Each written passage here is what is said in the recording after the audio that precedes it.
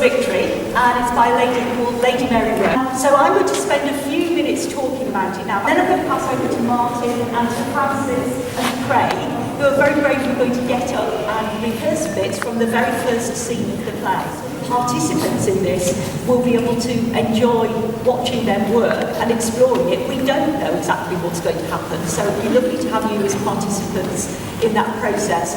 And we very, very much welcome your responses, your ideas and comments. So Lady Mary Wroth, the author of the play Love's Victory, was the daughter of Robert Sidney, the first Earl of Leicester, and she grew up here at Penshurst Place in the early 17th century. She wrote the play between 1640 and 1690. We don't know the exact date of the play because she didn't write it on the manuscript copy of the play. And the play only exists in full form in one manuscript copy, which is here at Penshurst Place. And I'm working with Philip Sidney, the son of Lord Delisle and Lady Delisle, and Professor Michael Brennan, on an edition of the play to get the full Penshurst manuscript out into print by Manchester University Press. As Martin said, we also want to do a staged production of the play, a full production rather than just a staged reading, directed by Martin. By joining us now, this morning, you are effectively in the position of Wroth's original audience for the play, the original readers and watchers of the play. You're what's called a coterie, an extended family of friends and household members of Lady Mary Wroth. And that extended Sidney family, including Wroth's uncle, her aunt and her cousins, were a crucial part of the production process of the play because they were a literary coterie.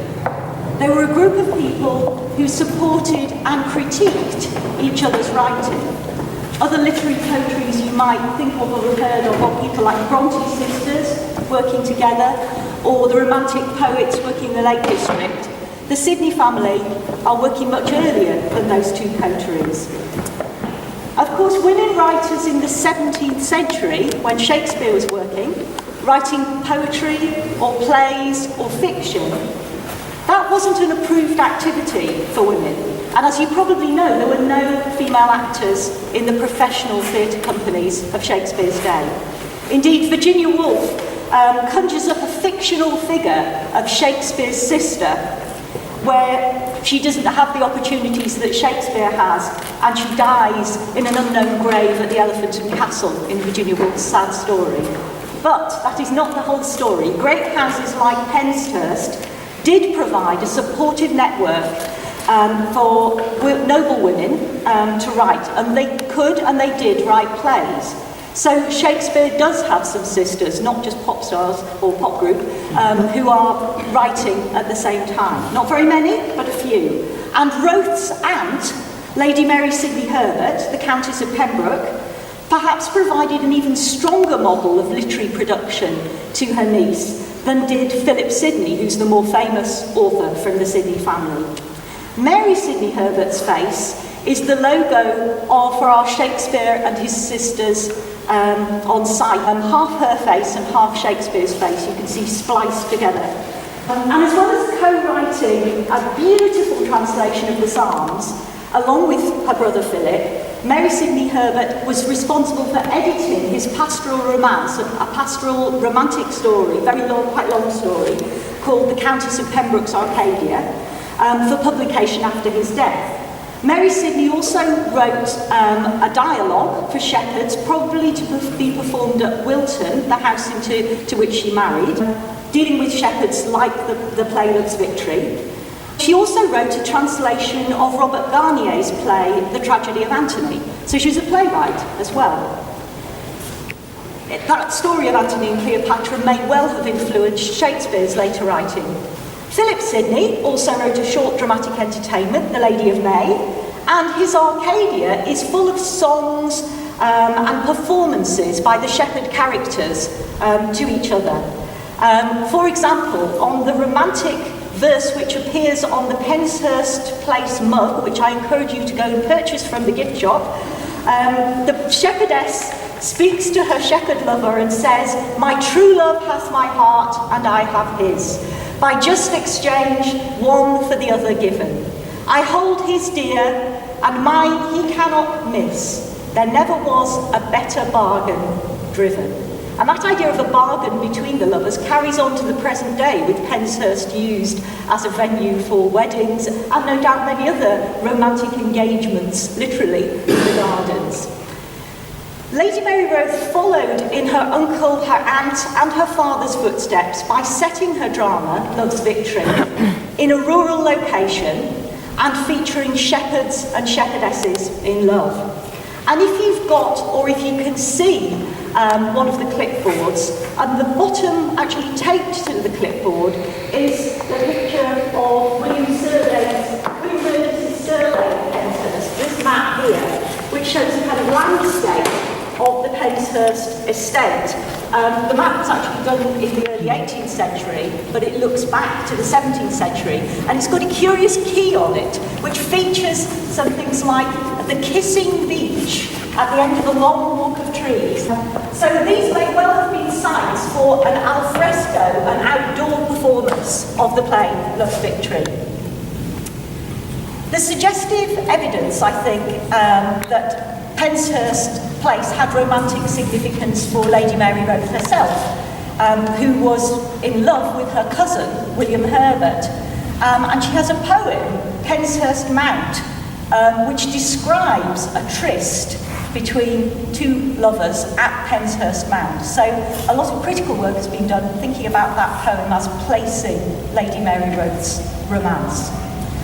Wroth seems to have had an idealised version, a romantic version of this troubled relationship with her cousin, fictionalising it in prose as well. In her long text, this book, The Countess of Montgomery's Urania, picture on the front, because the scene that we're going to be looking at today is a dramatisation of a dialogue between Cupid and Venus, the gods. And these gods of love, who govern the fortunes of the shepherds, are the feature in this prose romance, and they're introduced at the beginning. So Wroth's prose romance provides a kind of context for the scene that we're going to explore.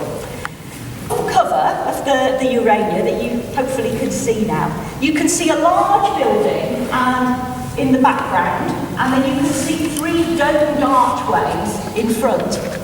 And those three domed archways feature in the opening section of the story. And this is what Wroth writes about it. It was situated on a hill. This is the palace that she's describing in the background, which is called the Palace of Love. And the Palace of Love is where all the characters are striving to enter.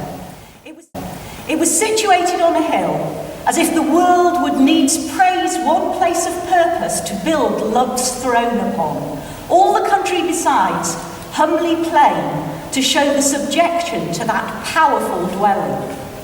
The hill whereon this palace stood was just as big as to hold the house. Three sides of the hill made into delicate gardens and orchards.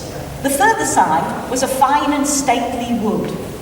Coming towards it, they imagined it some magical work, as it seemed as if it hung on the air, the trees, the fountains, all the sweet delicacies being discerned through it.